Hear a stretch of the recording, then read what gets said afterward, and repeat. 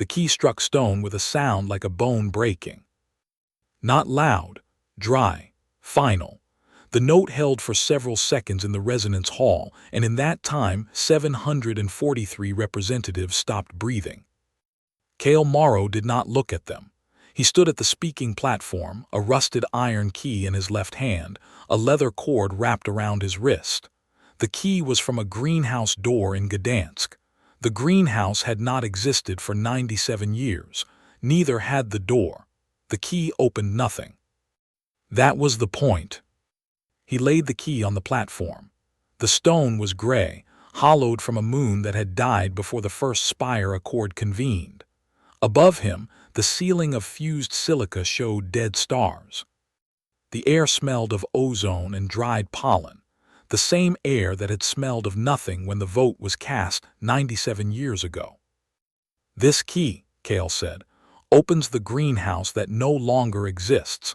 I am here to read the names of everyone who was inside when it was reduced to ash." He opened the first volume. The pages were vellum, pressed thin, covered in a font so small the first row leaned forward to see. 3,800,000 names. He began with the first. Odlin Petra, Gdansk, greenhouse technician.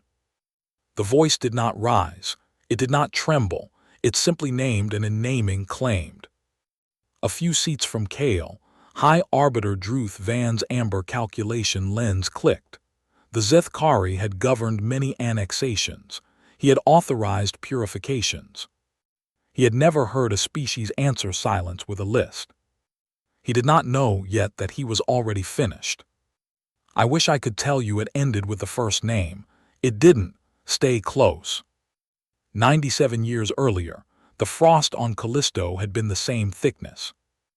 Alden Marr touched the rusted key a set number of times before breakfast, the same as every morning. The cord was worn pale where his thumb had worried it. The iron was the color of old blood. It had hung from his neck since the culling, and it had never once turned in a lock. "Doors are just suggestions," he said to no one. He said this every morning. No one had answered since the culling. The bookbindery was cold. The smell was glue and old paper and the mineral bite of recycled air. Alden had worked here since the culling, since the day the Zethkari Expansion Directorate had filed 3,800,000 deaths under resource reallocation completed. He had been young then. He was old now, and he had not eaten a full meal since the culling. Not because he couldn't, because he had forgotten how. On the workbench, many sheets of pressed vellum lay in a stack. Each held a flower from a different world. The next sheet was blank. It had been blank since the culling. Alden looked at it every morning. He had never pressed a flower into it. The door opened. Kip Torvald entered with a dented aluminum flask in his hand. The flask was dented, its paint chipped to illegibility. Kip was young, a few years in intelligence analysis, and he had not slept in a day and a half. His eyes were red in a way that suggested he had stopped blinking. "The pattern holds," Kip said. "More systems than the books claimed, many more." Alden touched the key once more. He did not look up from the vellum. "More is more," he said. "It's not a rounding error, Alden. The still account has 287 operatives on the books. The pattern I found accounts for 287 individuals across many systems, every single one." Alden's thumb stopped on the key. For the first time in nearly 2 decades, he looked directly at Kip. "The books are wrong," Kip said. "Or the books are right and the operatives don't know they're operatives." Alden set down the vellum sheet. He reached for the warped metal cup on the windowsill. The cup had belonged to a woman in Gdansk. She had grown bitterroot in the greenhouse. The cup had survived. She had not. He filled it with water from a plastic jug. He did not drink. "Tell me the pattern again," Alden said. Kip pulled a folded paper from his pocket. He smoothed it on the workbench. "Years ago, a trade negotiator filed a complaint about Zethkari mineral pricing. Months later, the same negotiator made possible a multi-species export agreement that reduced Zethkari acquisition by a significant share. Years before that, a communications officer at the Spire Accord Central Relay altered a routing code. The alteration was logged as a maintenance error. All Zethkari fleet communications were delayed by a brief interval for most of a year. During that time, several border patrols missed rendezvous windows. Smuggling routes opened. They were never closed. The officer was promoted, Alden said. It was not a question. To a position with access to many more routing nodes. Years ago, a physicist published a series of papers on theoretical drive mathematics. Last month, a weapons engineer found actual weapon specifications hidden in the equations. Not theoretical, actual. The physicist has been dead for years. The papers are still being taught. 287 individuals, Kip said. Many systems. Years of accumulated favors, altered codes, hidden specifications, delayed communications. None of them know each other. None of them know they're part of anything, but the pattern is perfect. It's architecture. Alden drank from the warped metal cup. The water was stale. He did not taste it. What activated them? Alden asked. Nothing yet. They're sleeping. But the architecture is complete. Someone only needs to turn the key. Alden laughed. It was a strange sound, like paper tearing. He had not laughed since the culling. The key opens nothing, he said. Then what does it do? Alden touched the rusted iron. The cord was warm from his skin. It proves the door existed. The door opened again. This time the cold came with it. Cale Morrow stood in the frame. He was old, a lifetime in the diplomatic corps, and his face was the face of a man who had rehearsed every word he would ever speak. He wore a copper cuff bracelet on his right wrist, forged from the hull of a refugee ship that had burned entering Callisto's orbit. His coat was thin, inadequate for the moon's cold, and he did not seem to feel it. In his left hand, he carried a warped metal cup. Alden, Cale said. His voice was quiet, precise, stripped of everything except timing. The Spire Accord has voted to confirm the culling as settled law. The vote was crushing. The 3,800,000 dead are now officially reallocated. Alden nodded. He had expected this. He had expected it since the culling. The time? Alden asked. Now. Cale set the cup on the workbench. It was the same cup Alden had been drinking from, the same bitterroot stains on the rim, the same chip on the handle where the woman's thumb had rested. She would have wanted you to use it, Cale said. Alden picked up the cup. He looked at it for a long moment. Then he set it down and reached for the key. The still account has no headquarters, Alden said. No charter, no fleet. 287 operatives who do not know they are operatives, and one key that opens nothing. He held the key out to Cale. Prove the door existed, Alden said. Cale took the key. His fingers closed around it. The leather cord was warm. I will need the names, Cale said. They are already written. Alden moved to the back of the bookbindery to a cabinet that had not been opened in nearly 2 decades. The lock was rusted. He did not use the key. The cabinet was not locked. It had never been locked. The absence of a lock was the lock. Inside, many volumes of vellum lay in neat rows. Each page was covered in a font so small it required magnification. 3,800,000 names, alphabetical, indexed by location, age, occupation. The last entry was a woman who had grown bitterroot. She had owned a cup. Cale lifted the first volume. The weight was wrong, too heavy for paper, too light for stone. It was the weight of memory compressed. The operatives, Cale said, they don't know they're activated. They won't know until they act. Each operative receives a signal that seems like ordinary business. A routing code update, a trade deadline, a conference invitation. They will act efficiently, quietly, without understanding why today is different. And after they act, Alden looked at the blank sheet of vellum. the sheet that had waited since the culling. "Then they will know," Alden said, "and they will wish they didn't." Cale placed the volume in a carrying case. He placed the key in his pocket. The cord hung against his hip. "The Resonance Hall," Cale said. 9 days from now, the emergency session. You will read for 9 days. I will read until the last name." Alden touched the blank vellum sheet. His fingers left no mark. "She would have been proud," Alden said. "Not of the reading, of the waiting." Cale did not answer. He turned toward the door. At the door, Cale stopped. He did not look back. "The waiting is over," he said. He walked out into the cold. The key hung at his hip. The volumes were in his hands. The warped metal cup remained on the workbench, beside the blank sheet of vellum that was still blank, still waiting.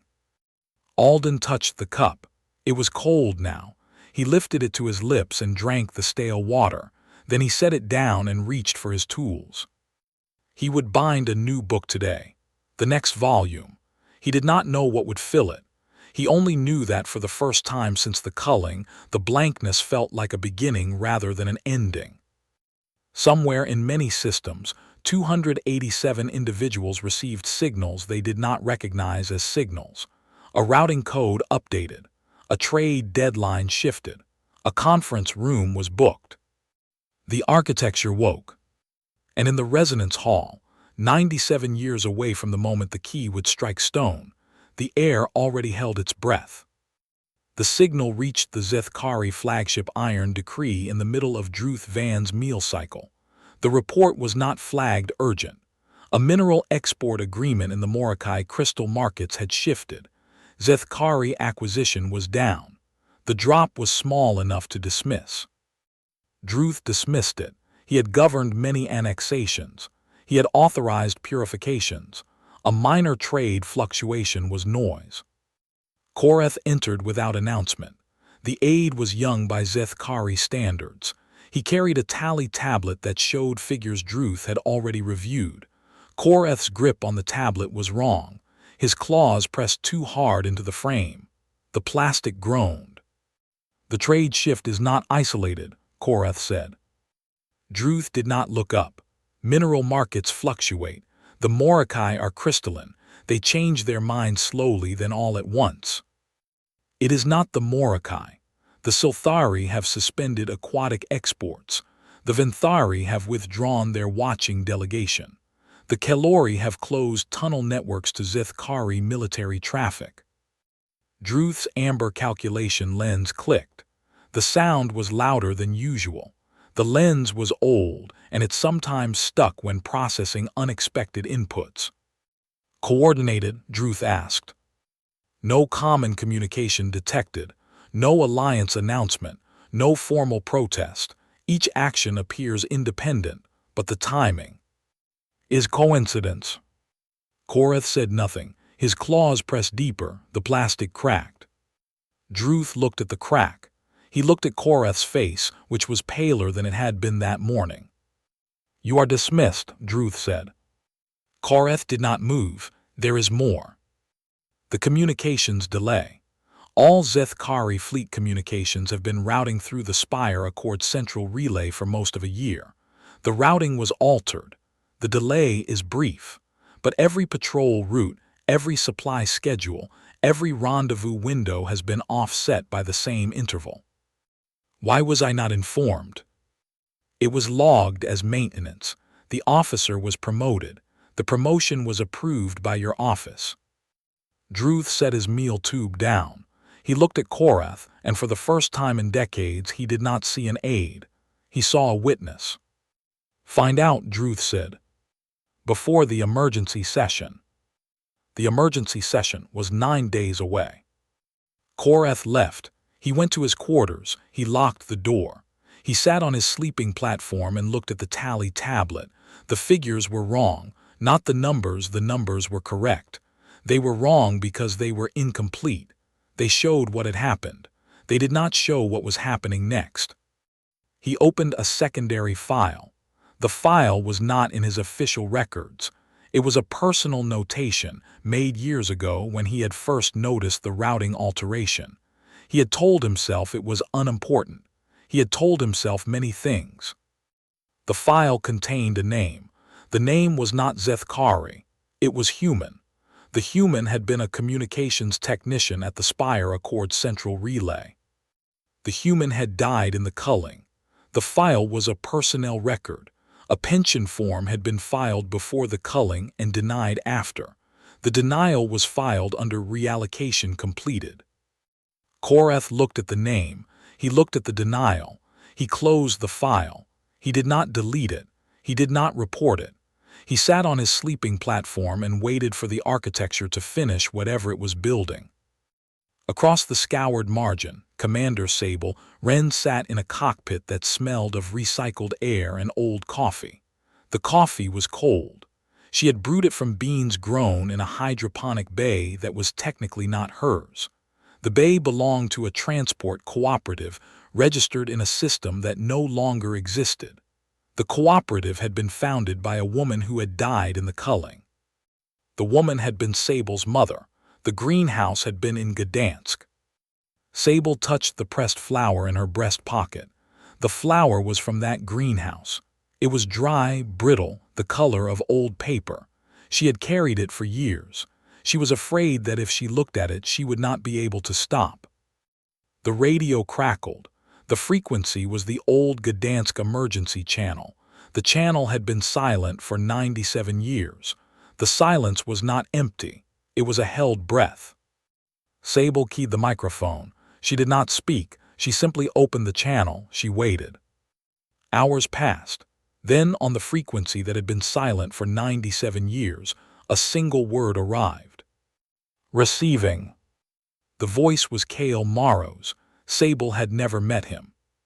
She knew the voice from a recording she had heard once, in a briefing she had not been cleared for. The recording had been made decades ago. The voice had not changed. It was still quiet, precise, stripped of everything except timing. Sable closed the channel. She did not answer. She did not need to. The architecture did not require confirmation. It required only the signal. She reached for the communication console. She entered a code that was not in any manual.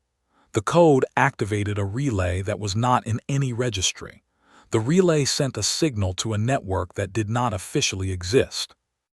The signal was a single word, receiving. The still account was no longer still. It was receiving, and what it received it would remember. In the resonance hall, a maintenance worker entered. The worker was Silthari, aquatic, her skin shifting between blue and green as she moved through the dry air. She carried a polishing cloth and solvent. She had worked in the hall for years. She had never seen a session. She had only heard them, through the stone that carried sound like water carries current. She approached the speaking platform. She polished the stone. The residue was mostly pollen. The pollen came from flowers that grew in the hall's ventilation system, planted there by a worker who had retired before she was born. The flowers were not native to the moon. They were from Earth. No one knew why they were there. No one had asked. As she turned to go, her eye caught something. A mark on the platform. A scratch, shallow, recent. The stone was old and scratches were common. But this scratch was different. It was shaped like a key. The worker touched the mark. The stone was cold. The mark was warm. The warmth was not from her hand. It was from the stone itself, as if the stone had been heated from within. She pulled her hand back. She did not report the mark. She did not know what it meant. She only knew that she did not want to be in the hall when the key returned. She left. The mark remained. The stone cooled. On the transport ship that carried Cale Morrow toward the resonance hall, the key grew warm against his hip. The leather cord was damp with his sweat. The iron was dark, pitted, older than the Spire Accord. He sat in a cabin that smelled of recycled air and the mineral bite of ion-filtered light. The volumes of vellum were stacked in a cargo hold below, secured in an agricultural sample case. The case was plain, unmarked, the kind used for transporting grain. The grain it carried was names. Cale did not sleep. He sat upright, his hands folded in his lap, the copper cuff bracelet on his wrist catching the dim light. The bracelet was warm. It had been forged from the hull of a refugee ship. The ship had burned entering Callisto's orbit. The hull had survived. The passengers had not. The ship's intercom crackled. Approaching the resonance hall, ETA 9 hours. Cale did not answer. The pilot did not know who he was. The pilot did not know what he carried. The pilot knew only that his passenger was a diplomat traveling to an emergency session, carrying agricultural samples. The pilot did not know that the samples were dead. The pilot did not know that the dead had names. Cale touched the key through his pocket. The iron was warm. The weight was the weight of 3,800,000 names, compressed into volumes, carried in a grain case. Dangerous not because it could explode. Dangerous because it could not be ignored. Dangerous because it was memory, and memory was the one weapon that could not be shot, could not be bombed, could not be filed under reallocation completed. Memory simply waited. And then it named. Cale closed his eyes. He rehearsed the first name. He rehearsed the last name. He rehearsed the 9 days between them. He rehearsed the moment when the key would strike stone, and the note would hold, and the 743 representatives would stop breathing, and the silence would end. He had rehearsed this moment for 97 years. He was ready. On Callisto, Alden Marr pressed a bitter-root flower into the blank sheet of vellum. The flower was from his own hydroponic bay, grown from seeds he had carried since the culling. The seeds had been his wife's. The flower was the first he had grown in 97 years. He pressed it anyway. The flower left a stain on the vellum. The stain was brown, the color of old blood, the color of the key. Alden looked at the stain. He looked at the other sheets, each with its flower from a different world. He looked at the blank space that was no longer blank. "The door was always open," he said to no one. "We just stopped knocking."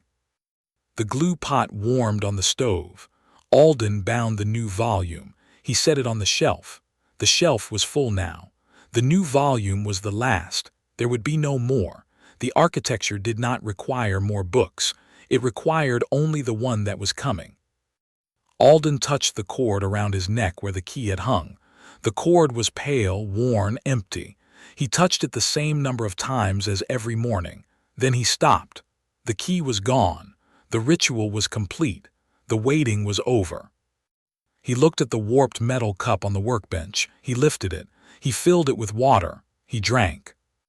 The water was stale. It tasted of nothing. It tasted of everything. In the resonance hall, the Silthari worker's mark cooled on the stone. The fused silica ceiling showed dead stars. The 743 seats waited. The speaking platform was clean, except for the scratch that was shaped like a key.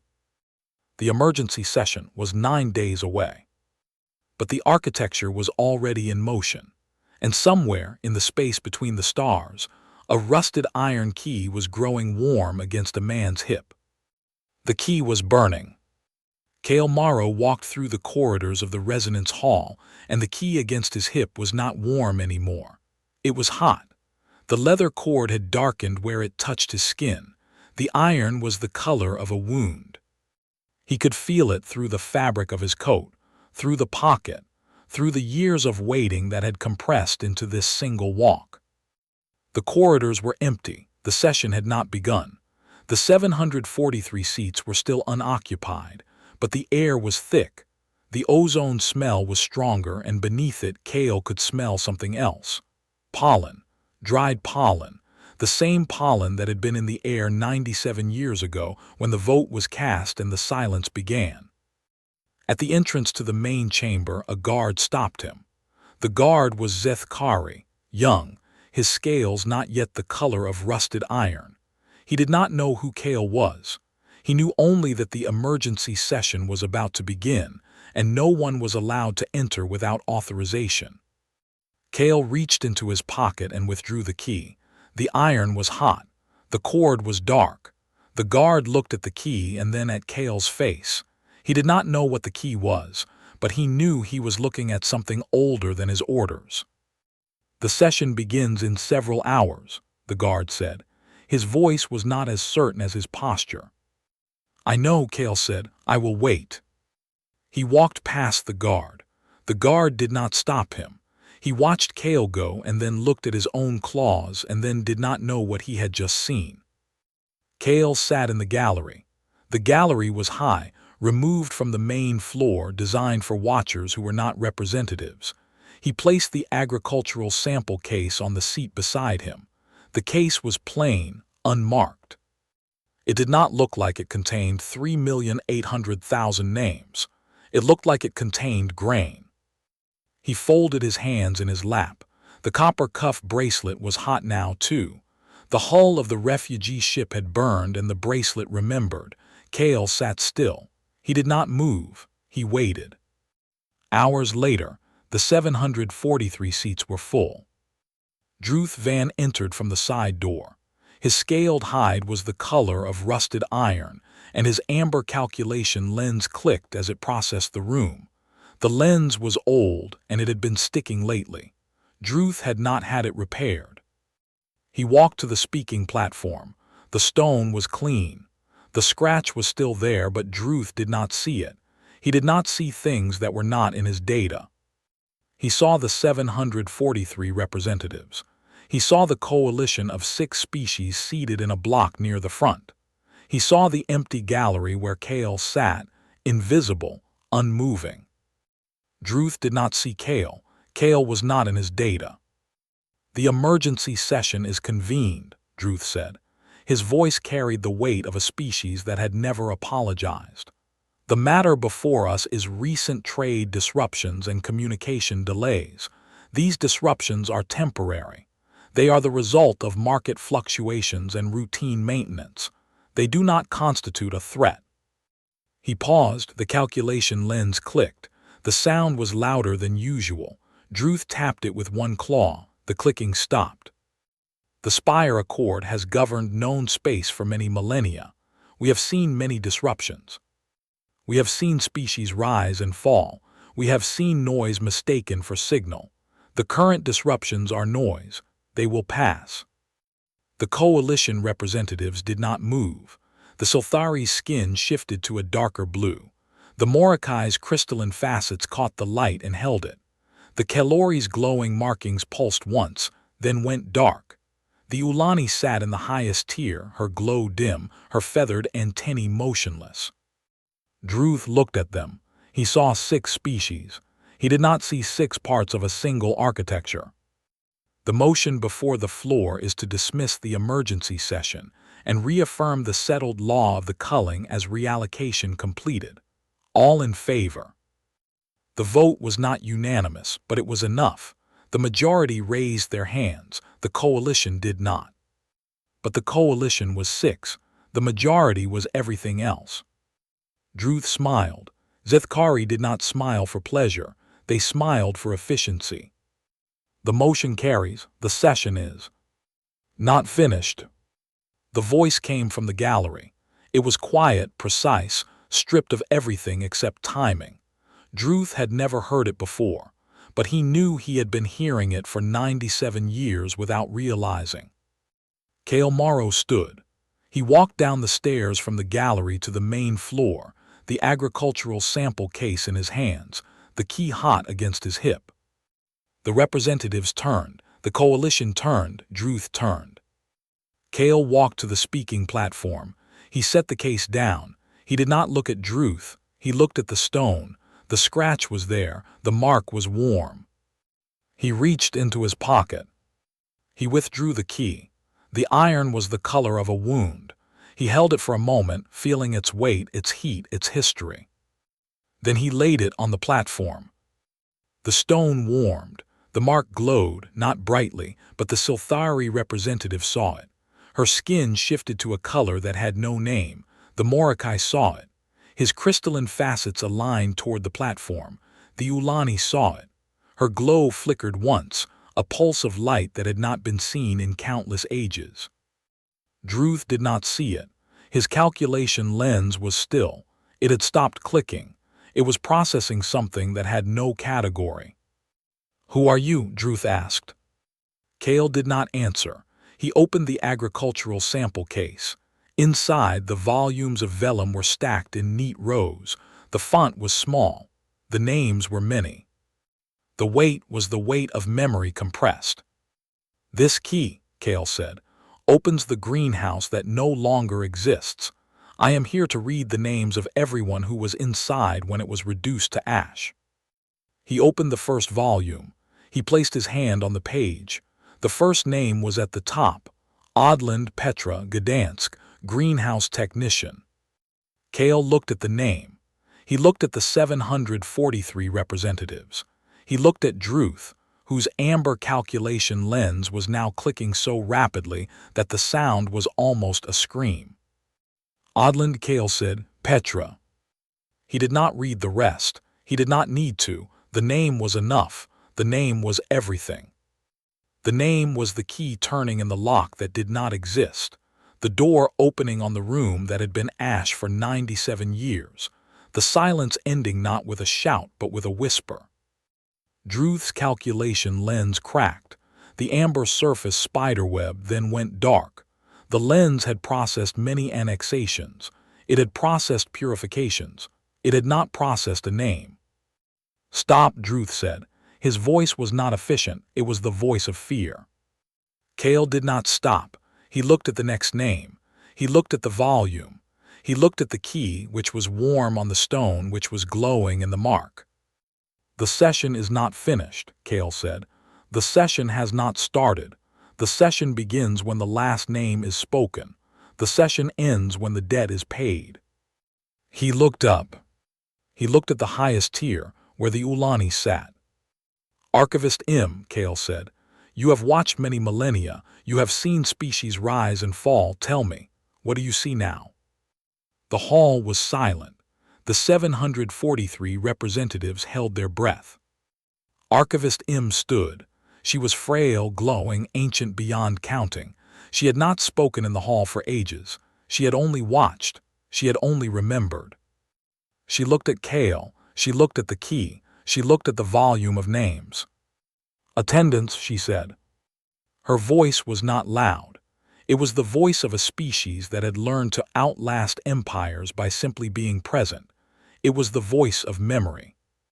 "Attendance, the 18th species has risen, not by conquest, by attendance." She sat down, her glow dimmed. She had spoken. She would not speak again. But the word remained. It hung in the air. It settled on the stone.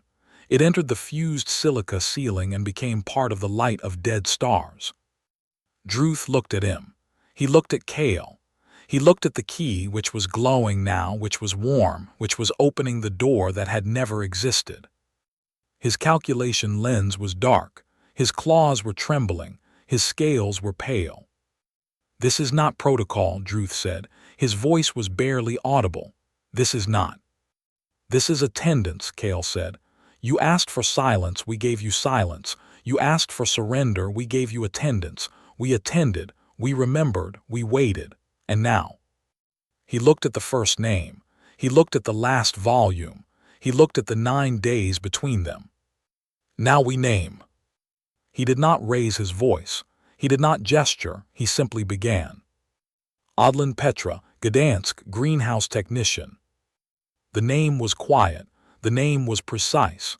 The name was stripped of everything except timing. But in the resonance hall, where the air had smelled of nothing for 97 years, the name was loud enough to crack stone. The representatives sat frozen.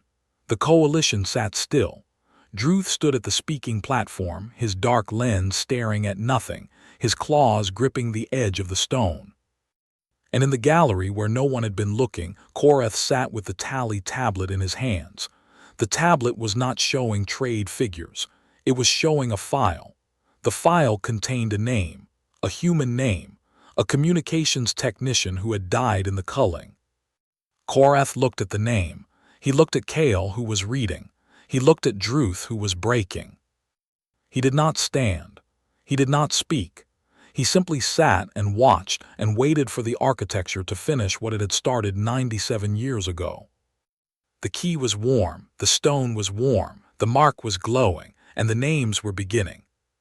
The names did not stop. Kale Morrow read through the first day without pause. He did not eat, he did not drink, he did not sleep. His voice was quiet, precise, stripped of everything except timing. The representatives sat in their seats. The coalition sat in theirs. No one moved. No one spoke. The only sound was the naming. Odlin Petra, Gdansk, greenhouse technician. Alto Magnus, Gdansk, water systems engineer. Amat Ingrid, Gdansk, school teacher. Each name was a stone dropped in still water. The Silthari representative listened with her skin shifted to a color that had no name. The Morokai listened with his crystalline facets aligned to catch every syllable. The Kelori listened with their glowing markings pulsing in rhythm. The Ulani listened with her eyes closed, her feathered antennae trembling. Druth Van sat in the front row. His calculation lens was dark. The amber surface had cracked. He did not move. He did not speak. He listened. The names were not his names, but they were names he had filed under reallocation completed. On the second day, the air changed. Beneath the ozone and the dried pollen, a new smell emerged: old paper, vellum, memory being unsealed. The representatives who had voted with Druth did not vote on the second day. They sat. They listened. Some of them wept. The weeping was silent. The weeping was not for the dead. The weeping was for the living who had forgotten them. On the third day, Druth Van reached for his meal tube. He did not open it. He held it in his claws for a moment, feeling its weight, its emptiness. Then he set it down. He stood. He walked to the aisle. He walked up the aisle. He walked out of the resonance hall. He did not return. The door closed behind him. The naming continued. No one watched him go. Everyone watched him go, but no one spoke. The silence was full of names. On the fourth day, the coalition brought water. A Silthari aide placed a cup at Kale's elbow.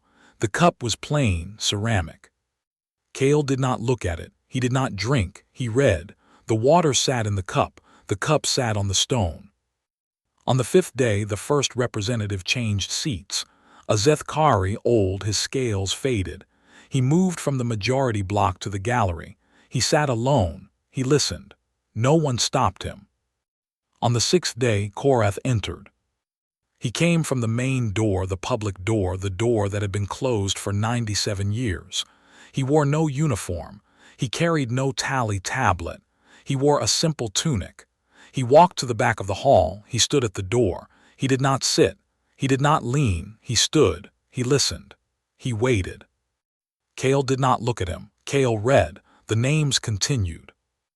Vas Ilara, Gdansk, greenhouse keeper. Korath's hands tightened on the door frame. The frame was stone, hollowed from a dead moon. The frame had seen everything. Korath's claws pressed into the stone. The stone held as it had held for millennia. Korath listened. He heard the name he had found in the file, the communications technician, the pension form, the denial. The name was not special. It was one of many, but Korath heard it. He had been looking for it. He had been looking for it since the day he first noticed the routing alteration and told himself it was unimportant. The name arrived. Kale spoke it. The name was quiet. The name was precise. Korath closed his eyes. He did not weep.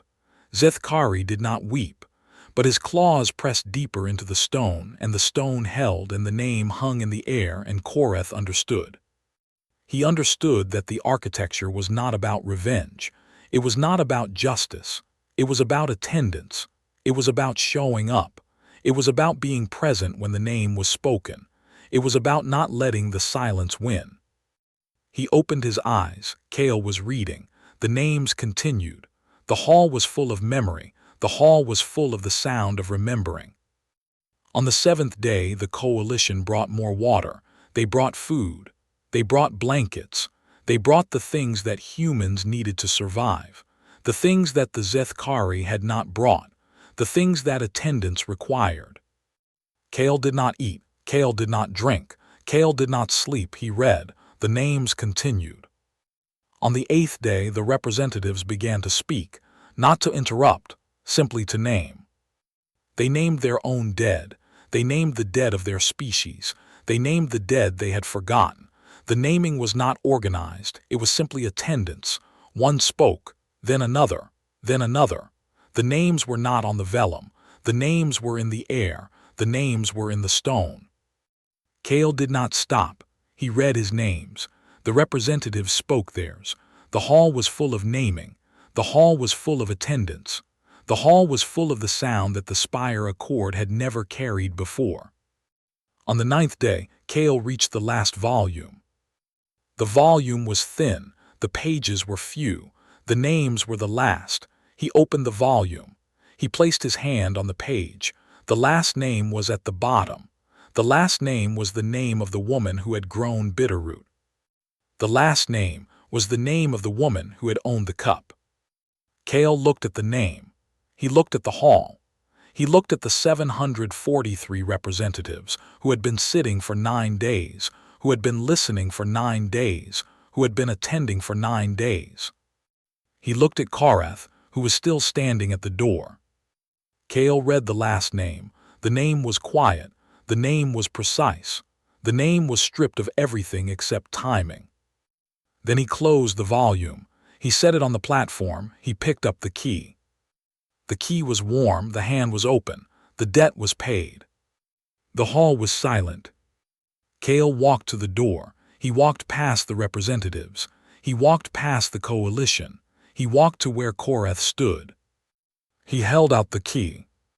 "Some doors stay closed," Kale said, "until someone asks why." He placed the key in Korath's hand. The iron was warm. The cord was dark. The weight was the weight of 3,800,000 names, compressed into a single piece of metal, carried in a single hand, waiting for a single question. Korath looked at the key. He looked at Kale. He looked at the hall, which was full of attendance, which was full of memory, which was full of the sound of names. He did not ask why, not yet, but he held the key.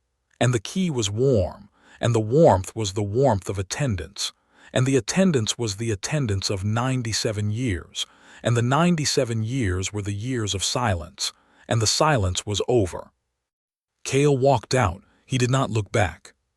He walked through the corridors, past the guard who had let him in, past the maintenance closet, past the ventilation grate where the earth flowers grew. He left the resonance hall. He walked into the light of dead stars. He walked into the silence that was not empty. The spire accord voted to reopen the culling file. The vote was not unanimous, but it was enough. The majority lifted their hands. The coalition lifted theirs. The Zethkari who had moved to the gallery lifted his. The vote was to remember. The vote was to attend. The vote was to name. Druth Van was recalled to Zethkari Prime. He did not arrive.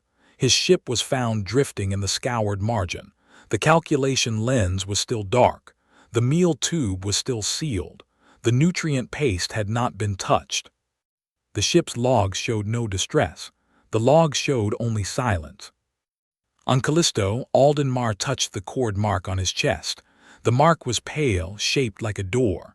The cup was cold on the workbench. The frost on the windows glowed in the distant sunlight. The glue pot warmed on the stove. The smell of old paper filled the room. He reached for the warped metal cup. He lifted it. He filled it with water. He drank. The water was stale. It tasted of nothing. It tasted of everything. He set the cup down. He reached for his tools. He bound a new volume. The next volume. The volume that would hold the names of the representatives who had attended. The volume that would hold the names of the coalition who had remembered. The volume that would hold the name of the Zethkari who had moved to the gallery. The volume that would hold the name of the aide who had brought water. The volume that would hold the name of the guard who had let Kale in. Months later, Korath stood in the Gdansk greenhouse ruins. The ruins were ash. The ash was warm. The key was in his pocket. The iron was warm against his hip. The cord was dark. He touched the iron. He looked at the ruins. He looked at the ash. He looked at the cracks in the stone where the greenhouse had stood.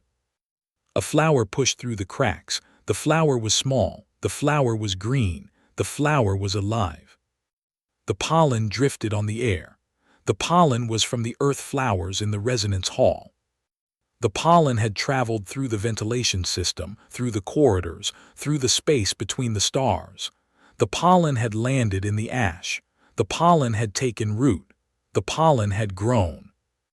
Korath looked at the flower. He looked at the key. He looked at the ruins. He did not ask why, not yet, but he would. The key was warm, the flower grew, the door opened. The greenhouse was ash. The key was warm in Korath's pocket. A bitter root flower grew through the cracks. The pollen drifted on the air.